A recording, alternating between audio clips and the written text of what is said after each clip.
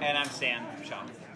Hi. What's happening? It's going all right. How's it going for you guys?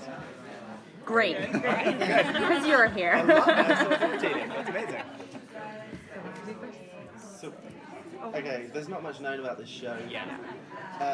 Can you take us into the first episode, or can you what can you tease? What can fans expect as soon as they enter Castle? Yeah, so this first season has a kind of mystery story that unfolds over the course of 10 episodes, and it begins with a kind of spectacular death that leads to the discovery in the bowels of Shawshank Prison of an extra prisoner, and the question of who he is, how he got there, and what his discovery is going to mean for this sort of bedroom community at Castle Rock in the shadow of Shawshank. Those are all questions that get sort of teased out over the course of the season, but his discovery ropes in Andre Holland's character, Henry Deaver, who's a kid who grew up in the town of Castle Rock, a really bad luck town that readers of Stephen King know and love, and it becomes the occasion for Henry's return to Castle Rock, which has a whole bunch of other kind of personal complications.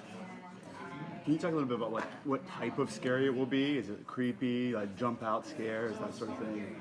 You know, Stephen King is a writer who kind of does it all, and part of what we wanted to do in this show was to deliver on the kind of psychological suspense, the creepiness, and at times the hopefully grab you by the throat scares. And so the early episodes really were building the world of Castle Rock and starting to understand who lives here and who has stayed and who comes back and who tries to escape. And I think that hopefully some of the horrors of being an everyday human are also kind of on the page through the characters.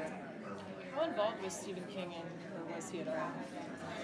Well, Beyond inspiration. Yeah, I mean, when you're playing in a sandbox as classic and incredible as Stephen King's, I think that, and we're sort of lifelong fans ourselves, and so it was always, we would never have done the show without his full blessing, and so every choice that we made, every character of his that we used, the story that we are using in our first season, he was involved in approving and giving his blessing, and especially when we had character choices or things that happened in the first season that were taking characters of his that in maybe unexpected directions, things that characters he had written about for many years. We really wanted to make sure that we had his full support. And you have other seasons in mind, hopefully? Yeah, I mean, our fate is in the hands of our corporate masters, so we'll see, but yeah, we'd like to keep going. Yeah, and I mean, I think part of Stephen King is like, again, there's so many different kinds of stories that Stephen King tells. Look at the range from The Shawshank Redemption, from Rita Hayworth's The Shawshank Redemption to, the Tommyknockers. It's like there's this enormous tent, and so I think we feel like the anthology format is really well suited to a Stephen King show. If you had to pick like the one greatest challenge of drawing from so many different Stephen King things and weaving them together, what do you think it would be?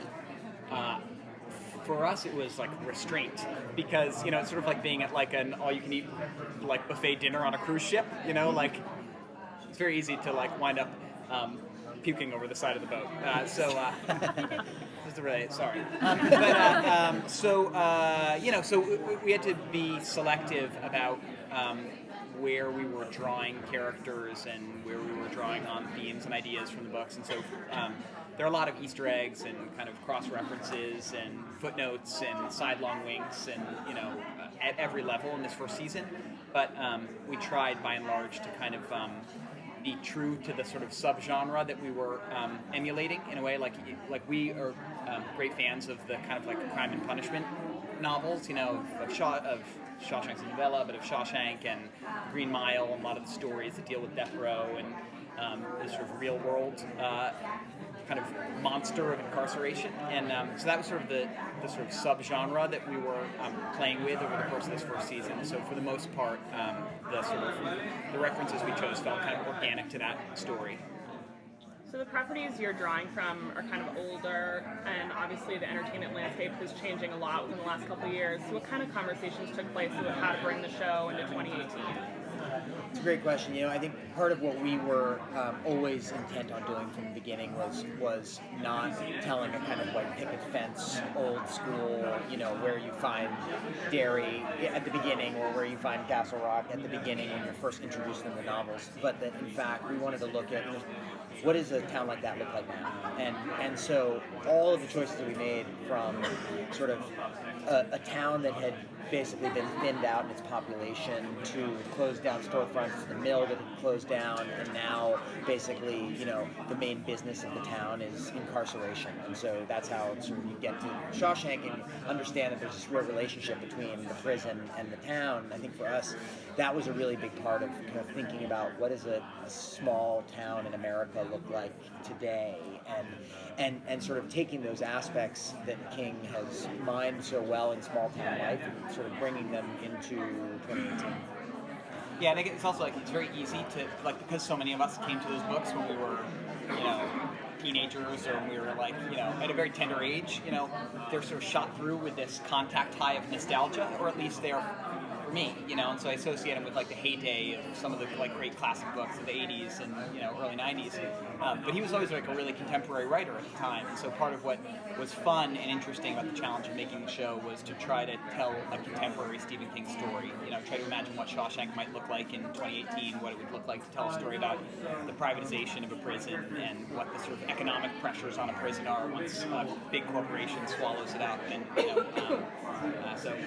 and to check in with a character like Alan Pangborn, who's kind of a hero from the novels in the 80s and early 90s, but to meet him at a later point in his life and bring Scott Glenn in to play him as kind of the aging gunslinger kind of. What kind of limitations do you have in regards to drawing from his entire body of work? I mean, as you guys probably know, there have been 1,000 Stephen King adaptations, and so inevitably, when you're talking about a library like that, there are some complexities when it comes to sort of directly adapting the stories. But I think for us, that's actually sort of, we didn't run into that problem nearly in the way that you might think, because we were telling an original story, and so I think everything that we were sort of touching up against, and we were sort of writing this song in the key of Stephen King rather than sort of directly telling the story of the Dark Tower or whatever sort of great book existed before, and that actually wasn't by design.